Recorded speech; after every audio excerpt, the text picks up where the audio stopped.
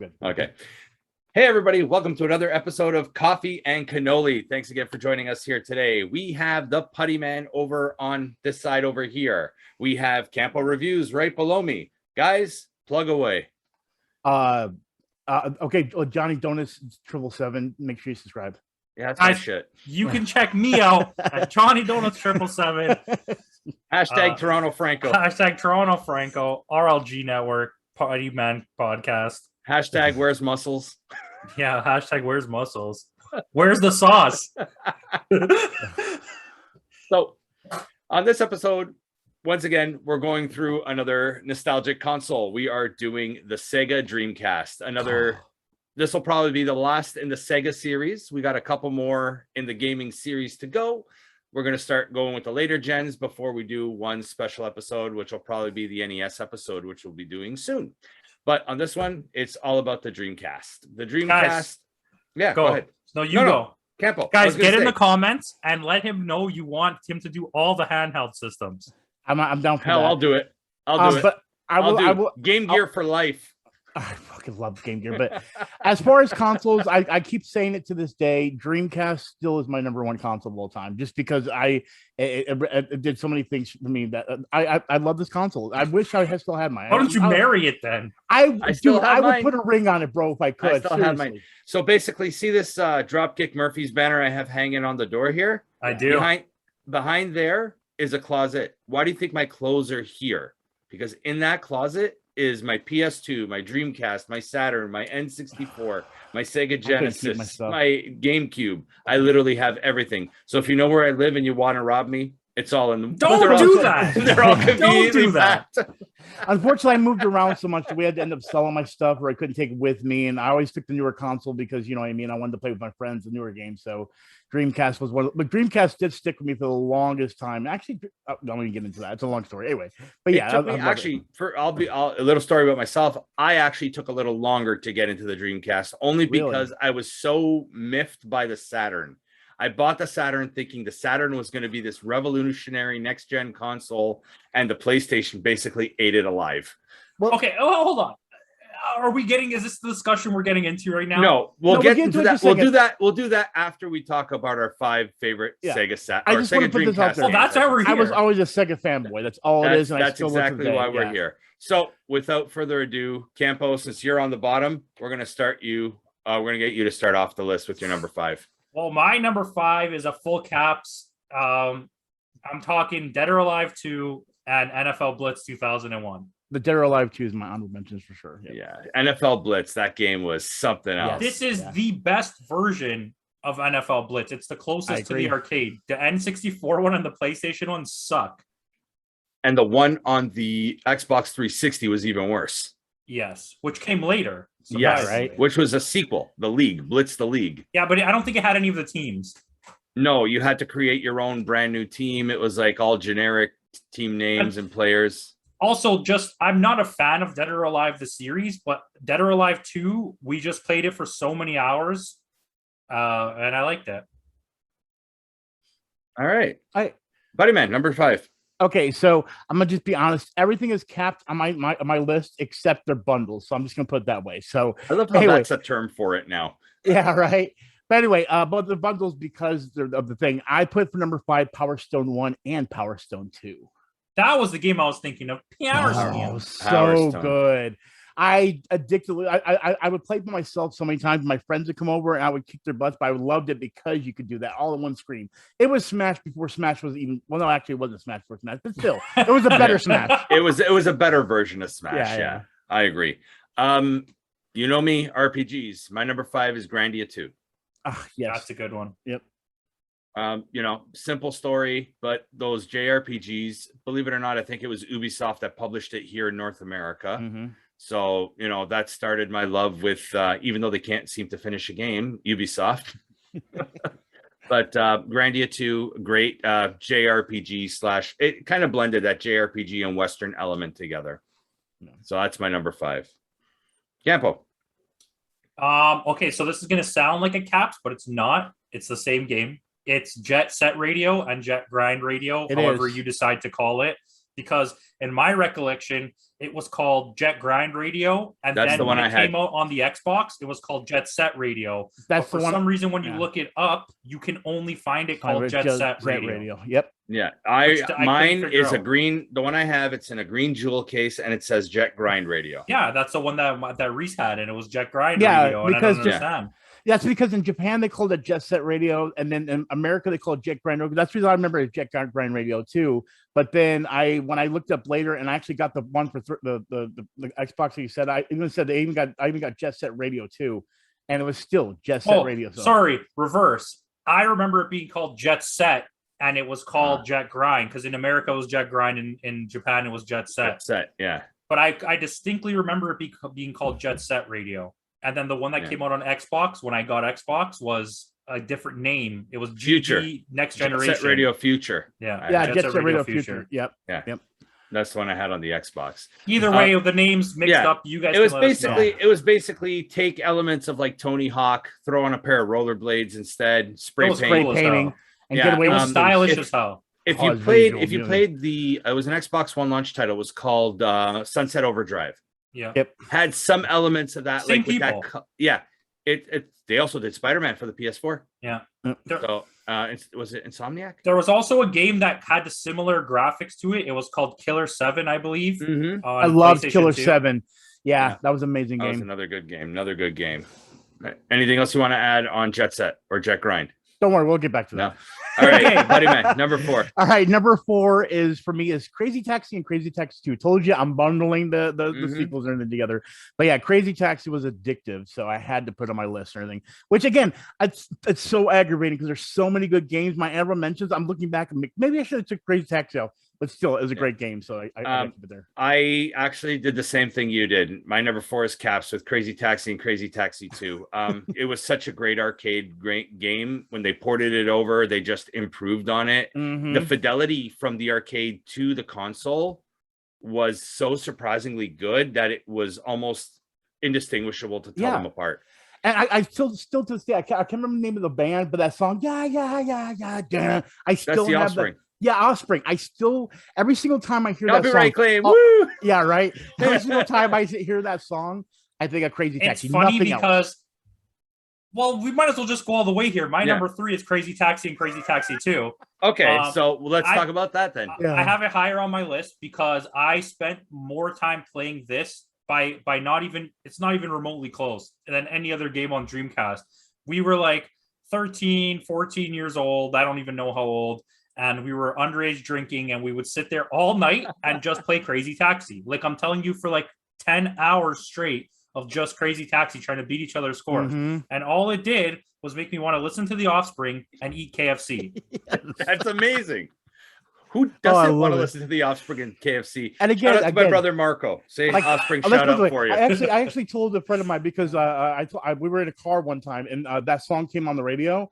And I told him, I said, thank God I'm not driving. He goes, why? I said, because we'd probably be getting an axe right now because I would have started going, like, I would have like literally like sped up just in excitement because of that game. So if you play that game, never have it come on the radio and be driving at the same time because you might, Don't play the game in your car while you're Yeah, driving. no, that's not a good I'm talking thing. about the song. I'm talking about the song. I know, In but case that's how anybody, you made it in case sound. anybody is wondering, the song is called "All I Want" from Ixnay on the Hombre by the Offspring. So there's your musical Great album name. Yes, Right. Ixnay on the Hombre, which then he had a hot sauce named Gringo Bandito. I think. Yeah, I know.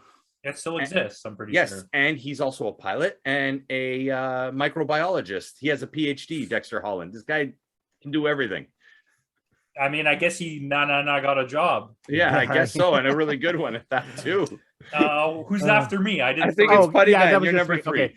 Okay, so this is actually going to shock everyone because of how much of a fanboy I am, but I decided to put them in 3, and this is a bundle again: Sonic Adventure and Sonic Adventure 2. I love them, but don't get me wrong, they're I love them to death, but they're definitely better games on the Dreamcast, unfortunately. So that's why they unfortunately Blue Hedgehog got to number 3. I love you still, but number 3, yeah. So my number 3 is a game that's already been mentioned, and Jet Grind Set, whatever you want to call it, radio.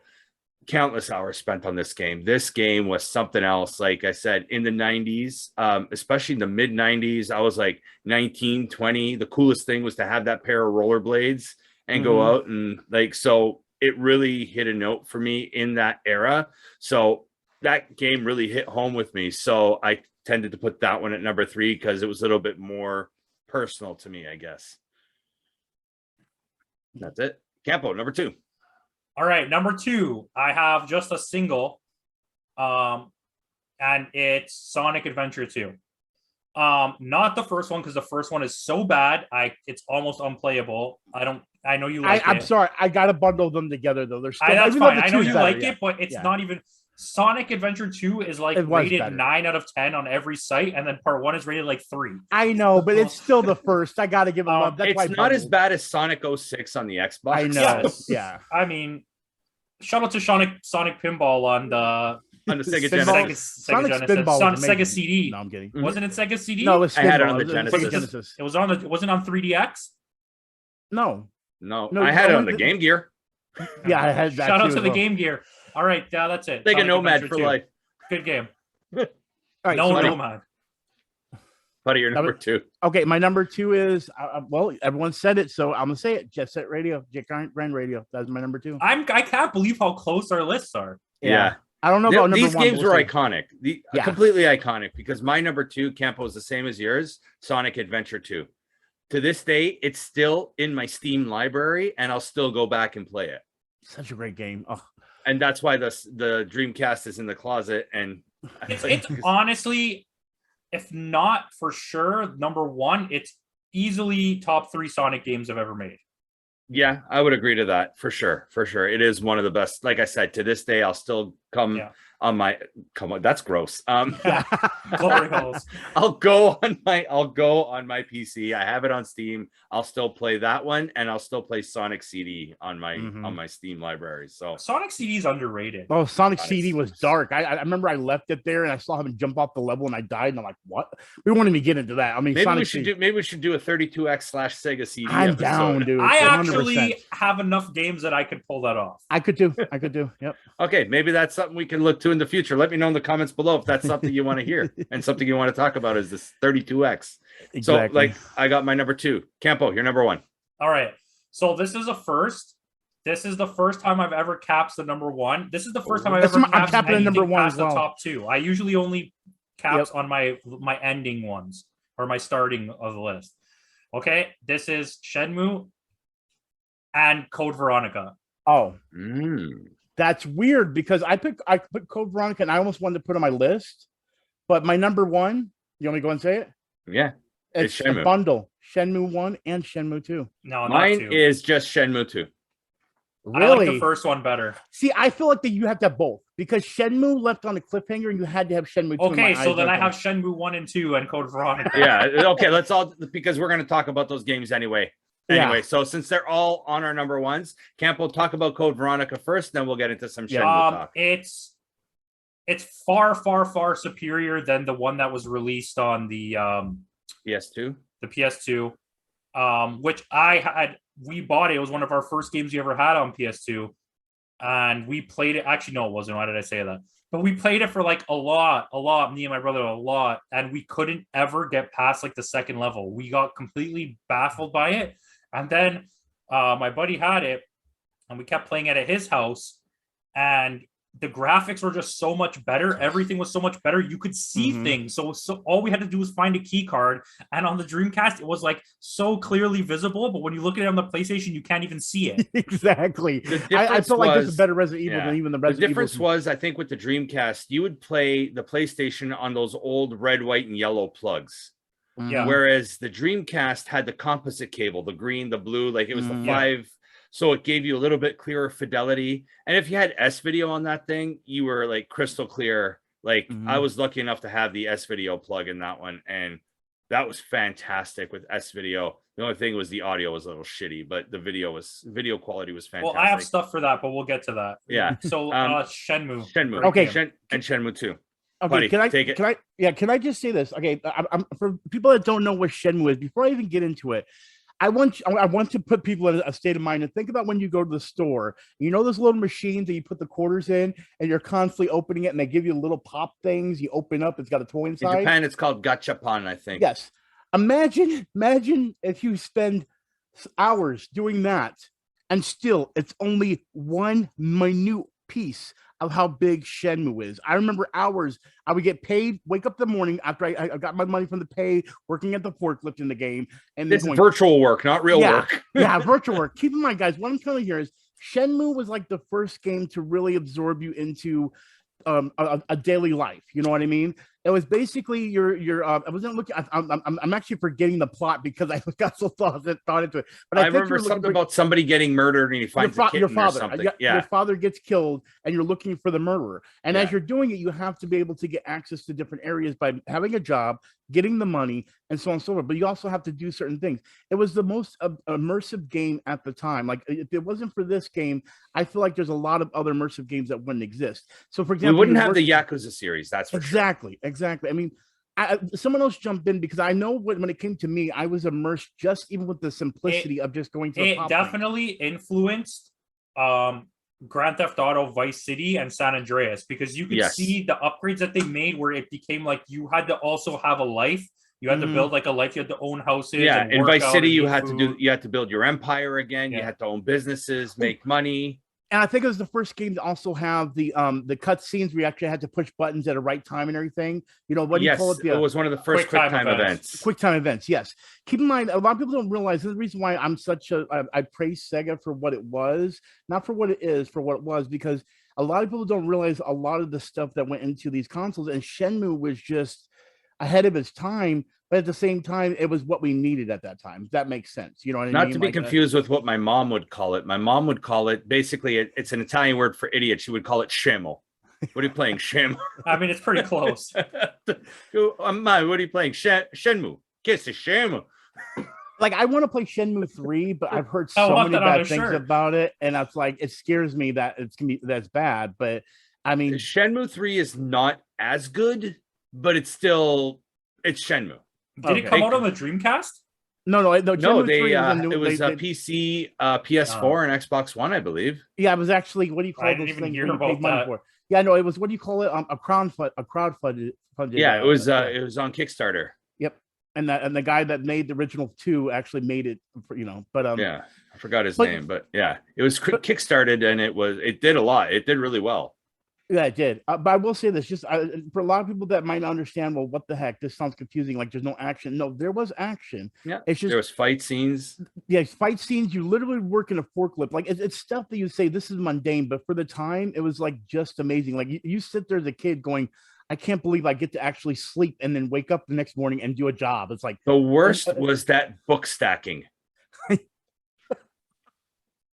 Oh my God! You dropped one book, you'd have to start the whole thing over again. It'd be like, oh, I guess you better go home now and come back tomorrow and start fresh. And it's who has a job stacking books? And what made it more funny is it seemed like the forklift job was a lot easier, but when you made the mistake over there, it was like, okay, this makes sense. But the books, you're like, what? Because I dropped one book, you're sending me home? Oh, I love that too. I love that too because you wouldn't. The time would go by so fast that all of a sudden, like in the middle of you doing like one thing, it's like, dude, can I? Oh yeah, that's the thing too, because you're on a clock, so you're timed. So you're hurrying. It's not like you can casually walk these books outside. Like you had to rush. But it was so funny because it would be like this. It would be like, oh, let me go ahead and slide this here. Oh, time to go home. Okay, can I always finish what I'm doing? Yeah, but it was still amazing. But you know what? It was an amazing game. It was a fantastic. Like I said, I don't think we'd have the where the Yakuza series is now. I don't think it'd be where it is if it wasn't for Shenmue right now. I think it's Yakuza is Sega.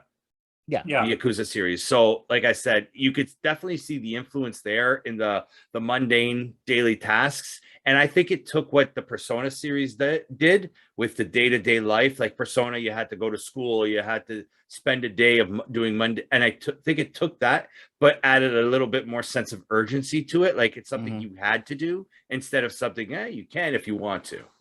Exactly. So, well, but yeah, I think I've said enough about Shenmue. If anybody else has, I think we pretty much summed up Shenmue. So where do you want to go from here? Because I have a thing. Yeah. But do you want to redo the list, or you just want to go right into it? Yeah, we can reread the. Let's go through the list again one more time, and then we can probably get into some honorable mentions after that. A lot here, yeah. Campo, start with reread your list. Dead or Alive 2, NFL Blitz 2001 at 5, Jet Set Radio at 4, Crazy Taxi at 3, Sonic Adventure at 2, Shenmue and Code Veronica at 1. Buddy. All right. My number 5 is Power Stone 1 and 2. Number 4 is Crazy Taxi 1 and 2. Number 3 is Sonic Adventure 1 and 2. Number 2 is Jet Set Radio. And number 1 is Shenmue 1 and 2. So basically, Putty had a top 10 list. Right. My number 5 was Grandia 2. Number 4 was Crazy Taxi 1 and 2. Number 3 was Jet Grind Radio. Number 2 was Sonic Adventure 2. And number 1 was the Shenmue 2, but we can incorporate the whole series into that. Yeah. We'll take a page out of RLG Cast. If you came for the list, thanks for joining us, because we're going to have a bit of a discussion now and some honorable mentions on the Dreamcast right now. So who wants to get started? C-Man. Okay, so let's get that elephant out of the room then. You want to talk about C-Man? Okay, so for those that aren't aware, C-Man, S-E-A. Yeah, S-E-A-M-A-N. All right, see, listen, we're going to go into some other games. I'm sure they're going to put on the list, but I had to put this out there because I'm sure even this wasn't in their honorable mentions, okay? C-Man was a game where you would actually have a mic attached to your controller. And what it was you'd have to first raise like a tadpole or just a little bug or a little egg and turn it into a fish. Then this fish started getting a human face. I know this is about to go weird. You'd think we're on LSD, though this is real. Mm-mm. Then the fish started talking to you. Now you had to talk back to it. That's why the mic was on the controller. And you had to basically like a Tamagotchi, if anybody remembers Tamagotchi. But imagine a Tamagotchi that looks like an Asian man with an Asian man's face that back talks you. So it'll literally tell you like with what do you those do with those lanternfish antenna actually, at the top of his head. Well, the lanternfish actually antenna, people didn't know. I don't know if you played it. Actually, was used for it to procreate and actually have babies. Yep. But what will happen is it would die after it procreate. You know what I mean? And then you have a new Seaman with a face. And now you got to teach it a new language and teach it to talk. And the thing is this thing would back talk you as well. So I remember times I was like, how does it know I'm fat? Because it would call me chubby. Like, I'm like, I don't know how it knows. It would make fun of me. It would tell you it's lazy. Those Cheetos.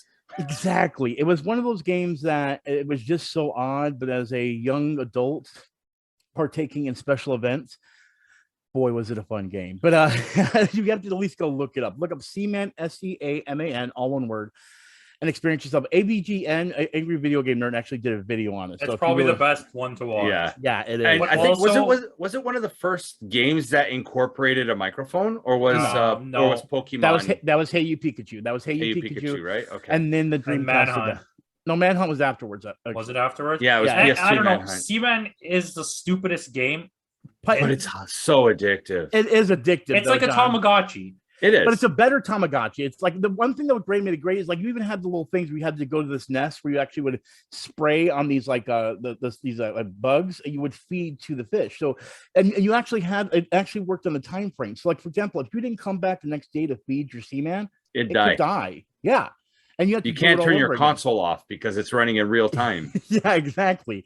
So it was one of those things that was just like it was crazy because of how realistic. Like it was. I'm sure they had a lot of calls about broken consoles. Yeah, right. Exactly. Especially when it's talking to you in the middle of the night. It's like, hey, wake up. Well, I will say this. As far as my own mentions, I'm not going to go through the ones that you guys didn't put on your list, but I will say Code Veronica is on my honorable mentions, and that was already on your guys' list. And Dead or Alive 2 was in my honorable mentions. Okay, but that was the only two that were on my honorable mentions. Power Stone was on mine. Same with mine. And that's all I had, I think. Yeah. Okay. We're missing a few. Putty, I'm surprised. Oh no, I still we'll get into something. But Campo, you were going to say something before we. Well, we might as well get into this a little bit, but sure. Okay, so I'm going to say one. Skies of Arcadia. Yes, that was definitely on my honorable mention list as well. Skies of Arcadia.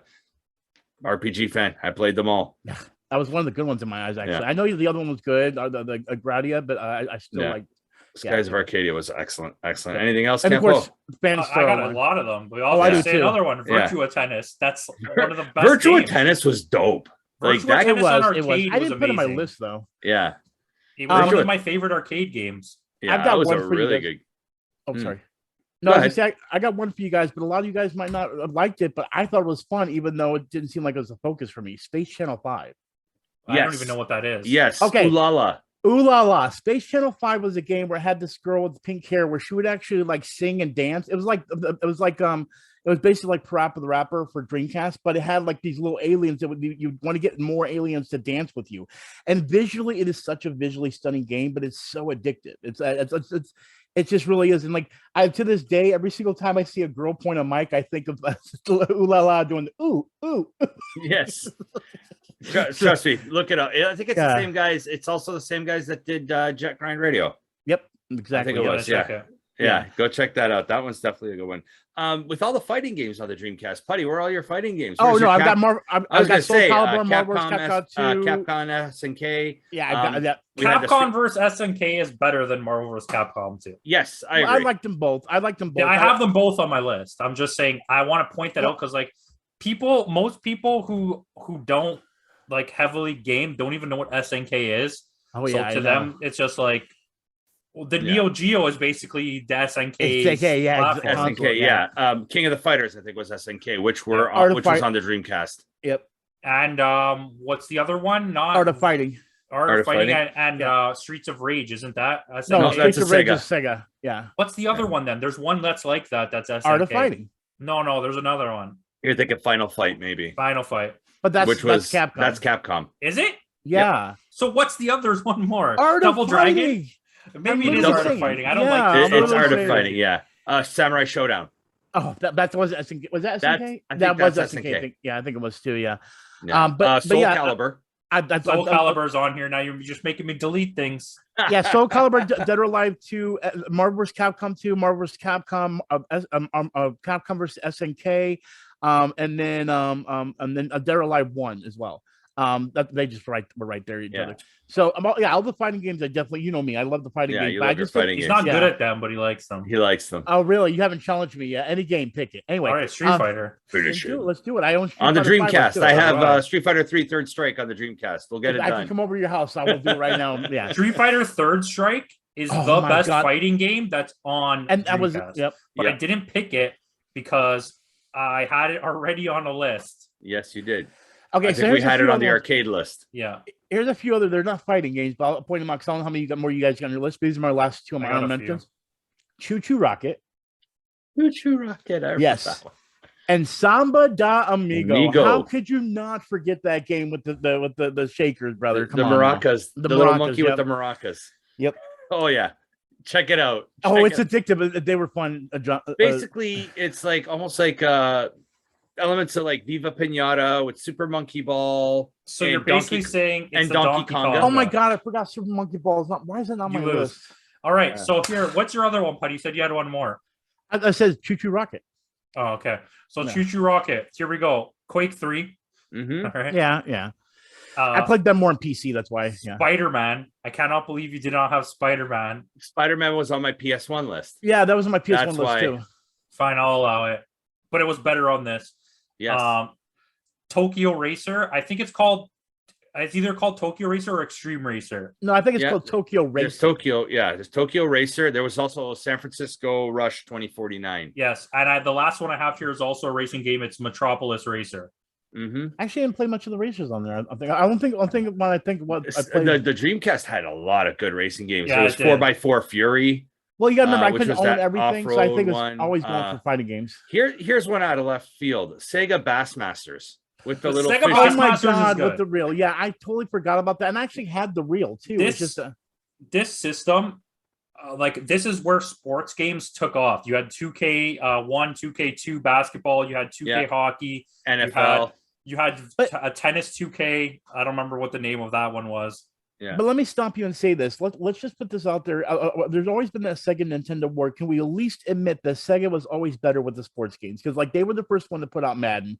They knew better that because Nintendo didn't want to focus on that. But they didn't realize the market. To me, your argument doesn't matter because Sega didn't develop any of those games. No, I get those, but you have to remember though, Sega understood it and allowed it to happen with Electronic Arts. But it was all deals, right? They were right. EA was signed to only make games for Sega. But then Sega did start making sports games, as you see with the Dreamcast, and that's my whole point. Is at least they understood that how valuable valuable. I mean, was. we And wouldn't have Nintendo the didn't. 2K series and all their microtransactions if it weren't for the Dreamcast. I mean, in fairness, 2K baseball and basketball were by far the best. Oh, basketball and MLB baseball games. 2K1 was fantastic. I cannot stand the fact that they lost the license. The show is so bad. I don't understand people. Yeah, who like I'm playing 21 on the Xbox, and it's so slow paced. It's like a real. It's like baseball. watching real baseball. Yeah, I don't want to do that. I at least want to have some kind of fun level to it.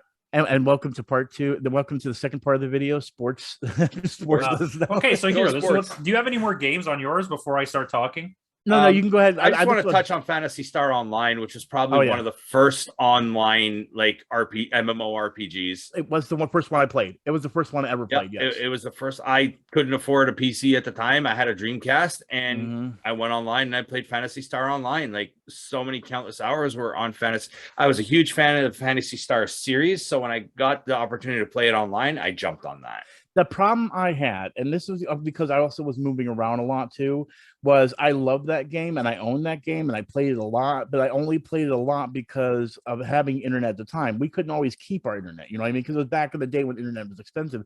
And so if I went to a friend's house, there was no way of playing Phantasy Star Online. So it was one of those things where I loved the game, but the reason it didn't get in my top 5 list, it definitely would have because I loved it. But the problem was there was so many times spent when I was playing all those other games, everything else that I listed I was playing because I didn't have internet at the time. So it's a little harder to play. Online gaming for me didn't even come into play until very late in the life cycle of Xbox 360. And it was only Battlefield. I didn't play anything else except Battlefield Online. Because Xbox would charge for it, but PS3 was free. No, it was the opposite. Oh, no, Xbox you had to pay for. And PS3 you had the Xbox Live. Yeah. And I didn't like PS3 at that. And I still stick by it that PS3 is the worst PlayStation system they ever made. I agree. I can agree to that. But then in the midlife of PS4, I started playing hockey and basketball and like a lot of shooting games online. Otherwise, like I even to this day, I don't really like to play online. I'm not an online guy. I'd rather play by myself and play the story mode. But makes sense. What I was gonna say about this system. So I never owned a Dreamcast. I had 2 friends that owned a Dreamcast, and every day I was either at their house or they were at my house, and I had a PS2. None of them had PS2. So they would either come to my house and play PS2 or we'd be at their house playing Dreamcast. And we played a lot of hours of it, obviously, right? But I mean, I never had it to the point. That's why some of those obscure games I've never even heard of because I was never looking to buy games for a PlayStation. I mean, you just knew the games you had. I only had the games that I could only play what they had. Makes sense. Makes sense. I was saying I'm going to bring up something else, but I want a little bit change of the subject. So go ahead, sorry. Well, I was going to say, for me, the Dreamcast was in that transitional stage for me too, where I was moving out of my parents' house and moving into my first apartment. So, like you said about the whole internet thing, the only time I was able to play was when it was on cheaper rates because after 11 p.m. the internet rates were much cheaper than. I played it like that, yeah, and that's when I would play it. I would start at 11. Which means I never thought about this, JD, but we could have ran into each other and never even knew it. And nobody even knew. It's what my handle has been Johnny Donuts since 25 years. Well, mine's been Puttyman all my life too, but we still could have ran into. We just learned something right now. Your gaming handle has been Johnny Donuts this whole time. That explains the name because I never understood where the name comes from. The name came from a donut eating contest, actually. Yeah, we actually another video. If you want to guys know the story of Johnny Donuts, I'll give you a quick history of Johnny Donuts. The name Johnny Donuts came from the fact that I was involved in a donut eating contest where I ended up eating 47 donuts in 5 minutes, and I came in second place. That's crazy. Yeah, that's crazy. I remember you telling me this. I couldn't even eat 3 donuts. Yeah, 47 donuts in 5 minutes. They were the plain cake donuts, but you were allowed to drink coffee with it. Or water, which is like the worst thing you can want. I'd rather have water. Yeah, so that's where the name the name came up. Johnny Donuts. I just started calling myself Johnny Donuts. The 777s are 7 for the month I was born, 17 for the day I was born, and 77 for the year I was born. Nice. All right, so here's my gaming handle. There you go. So I started playing Diablo 2, and Counter-Strike. This is my first days of ever playing online gaming and internet cafes, obviously. And my name was Redman, R3DMAN. Oh, elite speak. And that was my name for so long, for so long. And then we were at some guy's house. Like, I don't know how old we are at this point because it's Xbox 360. I that's when I first got online, and I didn't know that when you make a name and then you come online, it saves your name. So I was like, okay, we're at my buddy's house and we didn't sleep all night, and we were in the morning like groggy as hell, and my buddy just kept going, Dorito Mercury Vegas, Dorito Mercury Vegas. And we're like, what the hell's wrong with this guy? And then I'm like, what are you saying, Dorito McVegas? And he's like, Dorito Mercury Vegas. So my name, I made the name Dorito McVegas as a joke on my system because we were playing like Link Play in his house upstairs. And downstairs. now you're stuck with that name. And then I was stuck with the name, but I like the name now. And there was another guy that was Dorito McSwagger. Nice. And then that guy became Dorito Mercury Vegas. And then there was one other guy that had a name, Dorito McSwindle. Nice. That was all of our names, but now everyone changed their names except for me and Dorito McSwagger. So you got to keep it. But that's what I mean. Mine is the same through all my platforms, so I'm not going to bother changing it. Yeah, I might as well. I like it. I honestly like it. It's so different. Who do you know named Dorito McVegas? Right.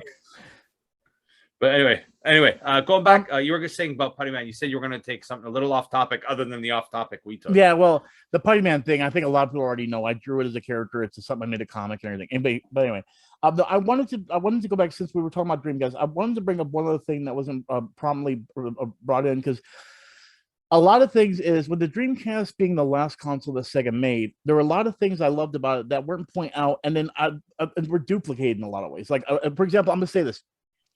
I was one of those people that actually took a VMU around with me, and the reason I put Sonic Adventure as number 3 with Sonic Adventure 2 was because a lot of the reasons that VMU, when you would raise a KO or a little KO pet, and then put him in your VMU and then take it around, you can actually play with it and like raise it like a Tamagotchi. You know what I mean? It literally was a Tamagotchi. Those things were the coolest things ever. Yes. In the late 90s, early 2000s, everybody had one of those. Exactly. But the VMU was like, they were expensive though. The VMU, but they were like revolutionary. We had never seen anything like that. It was a virtual memory. It stood for virtual memory unit. Wasn't it? Exactly. Yeah. But see, I want to bring up one thing, and I actually did a picture side by side, which I can even send it to you, JD, if you want to see it. But if you actually look, the Xbox, literally, basically, the original Xbox, literally looks just like a Dreamcast controller. The general, the colors, the Duke, exactly, the Duke. The coloration of the buttons, the 2 slots in the back for the memory cards, where the 2 triggers are, outside of there being an extra analog stick, everything looks exactly like it. I even did a comparison image. Well, the Dreamcast was just basically a remodel of the Saturn analog controller. Exactly. Exactly.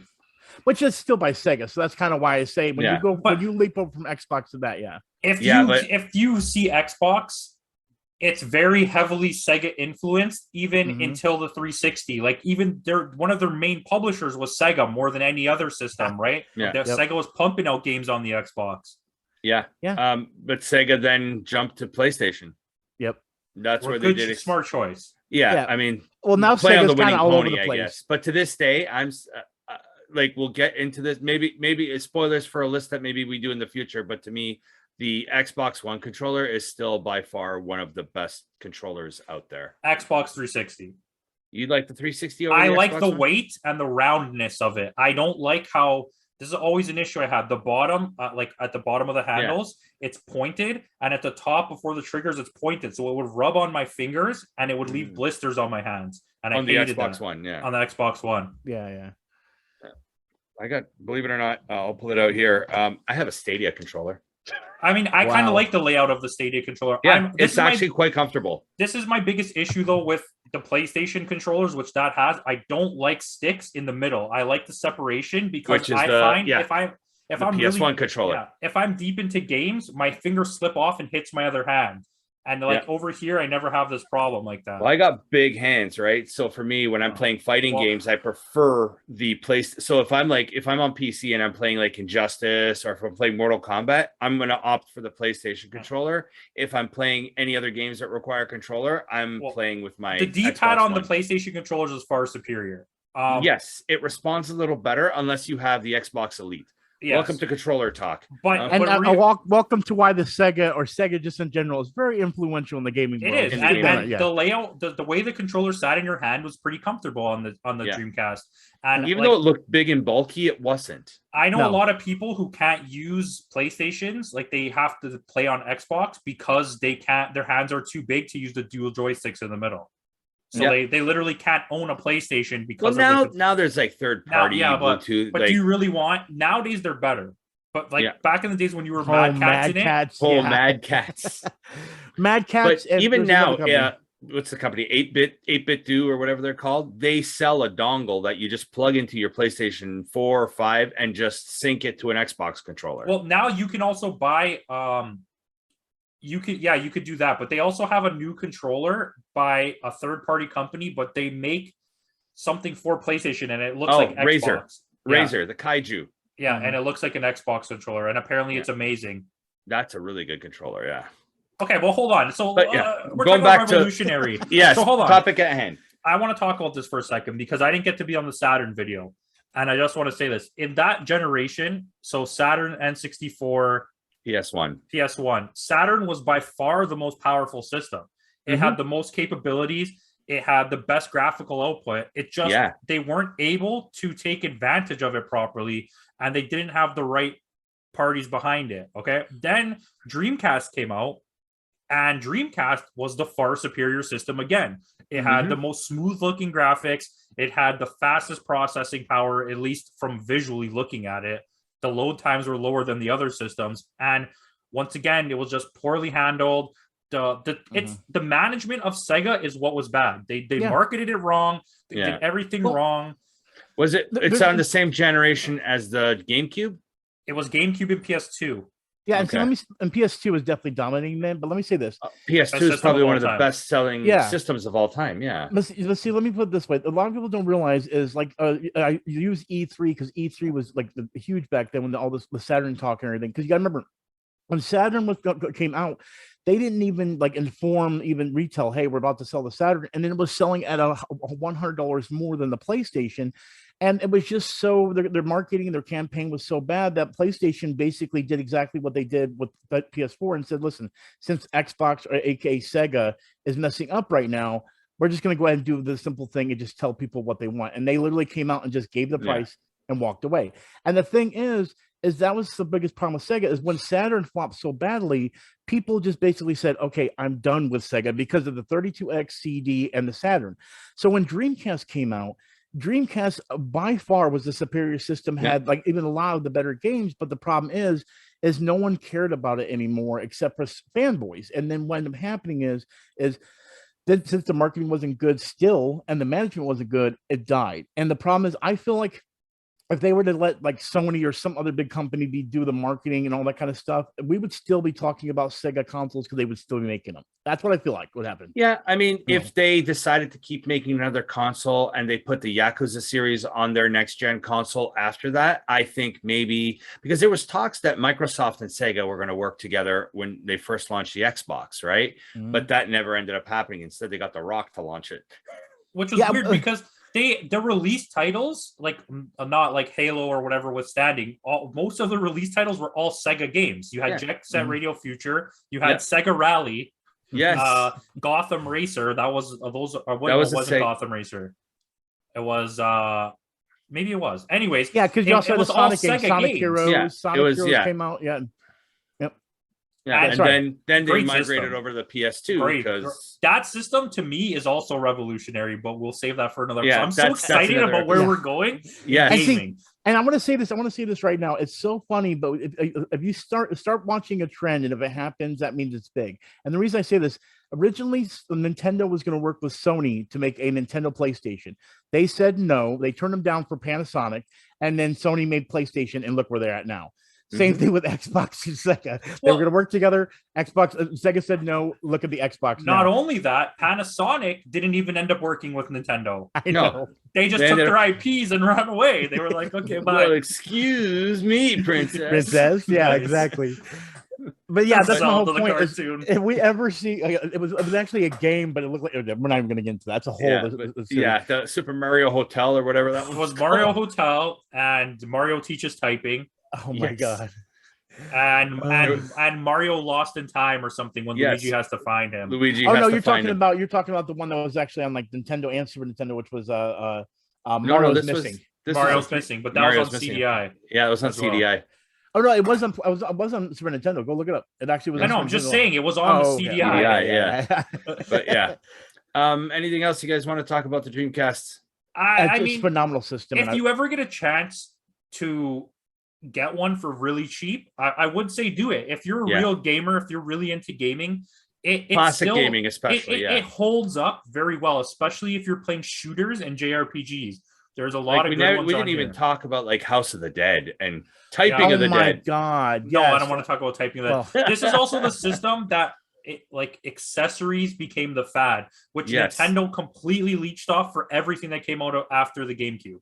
It was just accessory. Mm-hmm. Yeah, especially when the Wii came out. But see, remember again, that was the Sega Nintendo war that happened all the time. You know what I mean? Like, we're bringing out a shooter, a gun. So did Sega. But doesn't it make you feel all warm and fuzzy inside that Sonic and Mario are like best friends now? What I don't understand is how can Mario beat him in the 100-meter dash? I'm telling you, what the heck? That's why I hate. I played Mario and Sonic at the Olympics one time, and you know what I did the first time I did the track and field. And when I raced it and saw Mario actually catching up, I was like, I literally put the controller down. So I'm never playing this again. I cannot take this. Is not realistic. This is like The Rock and a baby having a fight, and the baby's winning the fight. It's like, dude, come on now, really? You're letting the baby win? Like Sonic is the baby. Actually, go watch a match between Kenny Omega and a 9-year-old girl. He puts the 9-year-old girl over. Really? Yes. Oh my gosh. But on that note, shout out to Kenny Omega. On that note, guys, if there's nothing more to add, you can check out Campo at Campo Reviews on Instagram and RLG Cast. You can check out the Puttyman over here over at Gamer Potheads on YouTube. I'll have all their stuff over in the description box below. Go check them out. Go support them out. I'm usually on this guy's channel quite a bit. I'm the intern there. They pay me in pizza, so it's great. I don't pay him at all. In pizza. He just eats the pizza. We don't allow it. Nobody ever pays me in pizza. I'll email you some. Virtual pizza. On that note, everyone, thanks again for joining us, and we'll see you all next time. Peace.